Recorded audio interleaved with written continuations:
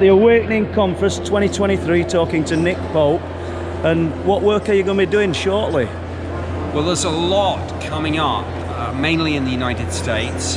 The NASA report on UAP is overdue, so this will drop very, very shortly. My understanding is it's not going to be the most earth-shattering report in terms of conclusions. It's going to be more laying out a blueprint for how NASA can contribute to the wider US government UAP research and investigation program. But that's not the point. This will be the first public report from NASA. I mean, they held a meeting on May 31st, of course, just to give a progress report. But frankly, there wasn't much progress.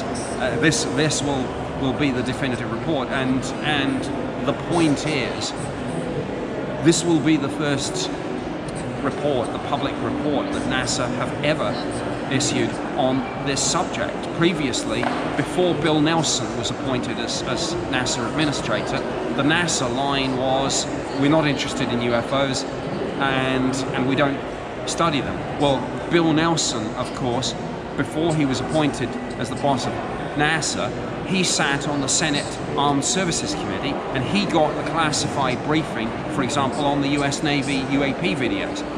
First thing he did when he got to NASA was he said, okay, people, we need to be in this.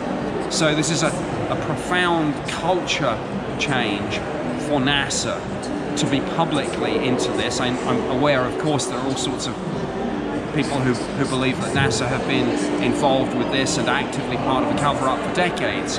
But be that as it may, this will be a public report, and inevitably it will attract a lot of media and public attention. So in terms of my role, really as a commentator on these sorts of developments, who can hopefully offer some inside perspective, I will be very, very busy, I'm sure, when that report drops.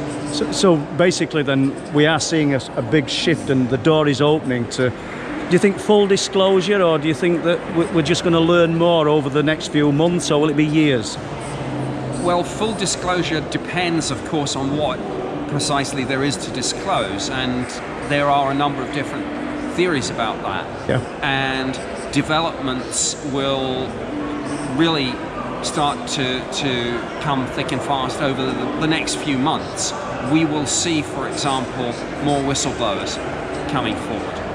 We will almost certainly see more congressional hearings, some public, some classified, of course, but even the classified ones, we will probably know that they've been held. So that will be important. Right. And this is in the Senate and the House, and it's across a range of committees, the intelligence committees, the armed services committees, and the oversight committees. And maybe even some other committees get involved too. But perhaps even more important than that is the multiple UAP-related provisions that will go into the next defense bill. Now, that's the National Defense Authorization Act for fiscal year 2024. It's being drafted now, of course. The President normally signs it into law towards the end of the year.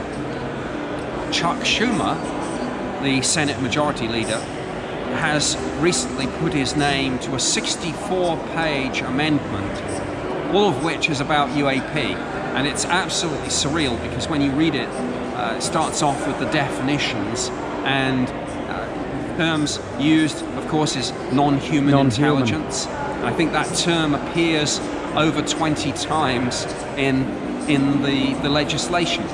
Of course, it's not yet law, but it will. And there's going to always, there's a negotiation process between the Pentagon and Congress over what actually ends up in the final version.